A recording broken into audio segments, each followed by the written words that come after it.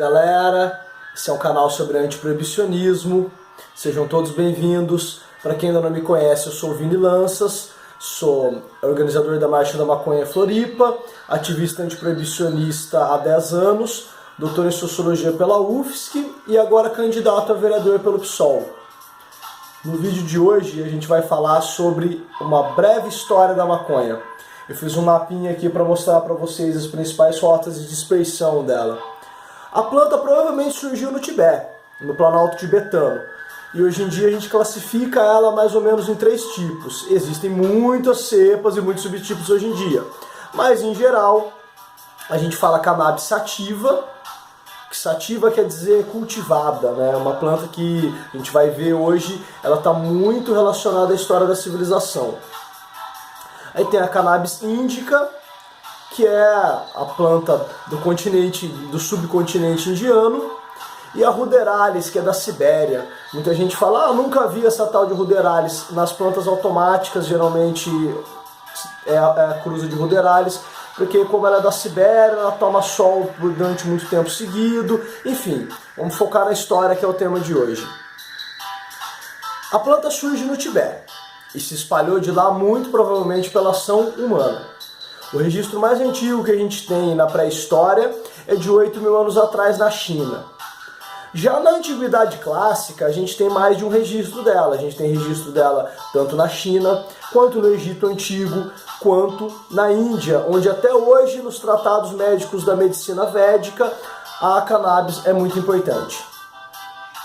O mundo ocidental só vai ter o primeiro relato dela através do Heródoto, por volta de 200, 300 a.C., durante a expansão do mundo helênico, através dos povos citas, que é um povo do Oriente Médio, que fazia uso dela através de uma tenda, onde eles jogavam uma pedra incandescente dentro da tenda e depois jogavam a planta em cima dela, daí saíam vapores que deixavam a galera toda inebriada. Depois disso, a maconha passa a constar nos tratados médicos, tanto do Império Helênico quanto do Império Romano depois. Durante a Idade Média, na Europa, a gente tem pouco relato dela. No entanto, no mundo árabe, a gente sabe que o uso já era bastante difundido, por volta de 900 depois de Cristo em diante. A gente sabe que os árabes levaram ela também para o norte e para o sul da África. Para o sul da África através das rotas de comércio que eles tinham com o Império Malinês, por exemplo. Então já chegou nessa época, muito provavelmente na África subsaariana, a planta. E através do norte da África, onde hoje é o Marrocos, que vivia o povo berber lá. E provavelmente na Península Ibérica também, durante a expansão dos árabes nos territórios onde hoje é Portugal e Espanha. Durante o Renascimento e as grandes navegações, a cannabis foi muito difundida porque ela era matéria-prima para a construção das grandes embarcações. Tanto as velas quanto as cordas, usava-se muita maconha para fazer caravela, para fazer os galeões que vão vir depois saquear o Novo Mundo. No Novo Mundo, é interessante que os povos indígenas eles já faziam uso de tabaco, eles já fumavam seus cachimbos, e a maconha vai entrar como mais uma planta para a farmacopeia indígena. Tanto que até hoje ela ainda é utilizada em algumas comunidades, ela é sagrada para alguns povos. Você tem no Brasil tanto povos indígenas quanto povos ribeirinhos, quanto os caboclos. Tem até aquele documentário de Irijo, acho bem interessante para quem não conhece ainda, que vão fazer uso da planta. E depois as comunidades africanas também. Também vai ser importante nos rituais de matriz africana a consagração da planta.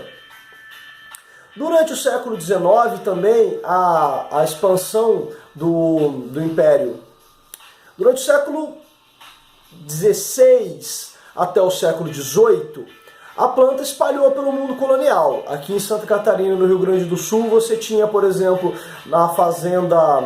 a feitoria real do Linho Cânhamo, que era um fazendão onde plantava maconha para suprir para a marinha portuguesa, tanto aqui em Santa Catarina quanto no Rio Grande do Sul. No século XIX, a expansão do Império Britânico faz eles chegarem na Índia. E aí na Índia eles têm acesso ao conhecimento da medicina védica. E os médicos, inclusive o médico da Rainha Vitória, levam esse conhecimento para a Inglaterra. e durante um breve período o Ocidente pôde saber das propriedades medicinais da planta, mais uma vez, porque na Antiguidade Clássica também já se sabia. No entanto, a sociedade brasileira e a sociedade estadunidense, que eram sociedades coloniais, sociedades profundamente racistas desde aquela época, elas acabaram trabalhando para a construção do cenário da proibição que existe até hoje. A gente sabe que do Brasil Império o uso da planta foi associado às comunidades não brancas e que isso serviu de pretexto para a perseguição delas. Não quer dizer que a elite branca não fumava maconha, que ninguém fumava maconha. Quer dizer que houve uma sistemática associação aos povos negros, aos povos indígenas, que serviu de pretexto para a sua perseguição. Principalmente depois da proclamação da República, depois da abolição. E nos Estados Unidos, além disso, também tem uma forte associação com os mexicanos. Até a palavra marihuana é uma hispanização que tenta criar essa associação. Na virada do 19 para o 20, o que era uma ideia de proibição começa a ser colocado em prática. São aprovadas cada vez mais leis de caráter local, depois estadual, até que tanto no Brasil quanto nos Estados Unidos a maconha vai ser proibida. Além desse fator de servir de um pretexto racista para perseguição de diversas comunidades, também tem outros fatores que são apontados pelos historiadores, como a competição com as fibras sintéticas, a competição com o eucalipto na produção de papel. E isso cria um cenário no começo do século XX que leva a maconha a ser proibida, em boa medida pela ação dos delegados brasileiros, inclusive. Você tem registro do uso da maconha ser associado à indolência, a uma série de hábitos que eram combatidos pelas elites da época e que isso serve de pretexto para repressão contra as pessoas, principalmente no Nordeste brasileiro. Esses delegados no início do século XX vão militar e vão encontrar respaldo nos interesses dos Estados Unidos para que a maconha venha a ser proibida. Na década de 30 no Brasil e depois ela passa a ser proibida sistematicamente no mundo todo, em boa medida pela ação dos Estados Unidos. Nos anos 60 essa proibição piora, com a ideia de guerra às drogas que serve de pretexto para os Estados Unidos fazer imperialismo em muitos lugares aqui na América do Sul principalmente. E a planta vai sendo cada vez mais perseguida.